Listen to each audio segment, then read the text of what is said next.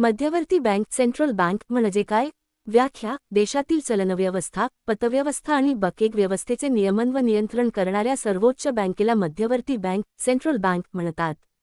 सोप्या भाषेत, देशातील सर्व बँकांचे नियमन करणारी आणि चलनव्यवस्था नियंत्रित करणारी सर्वोच्च बँक म्हणजे मध्यवर्ती बँक होय.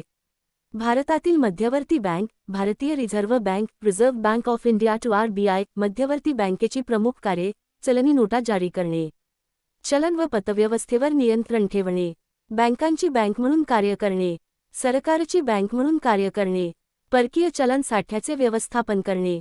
मध्यवर्ती बँकेचे महत्त्व: देशात आर्थिक स्थैर्य राखते, महागाईवर नियंत्रण ठेवण्यास मदत करते, बँकिंग व्यवस्था सुरक्षित व सक्षम ठेवते, आर्थिक विकासाला चालना देते. परीक्षेसाठी व्याख्या: देशातील चलनव्यवस्था, पतव्यवस्था आणि बँकिंग व्यवस्थेचे नियमन व नियंत्रण करणाऱ्या सर्वोच्च बँकेला मध्यवर्ती बँक सेंट्रल बँक म्हणतात.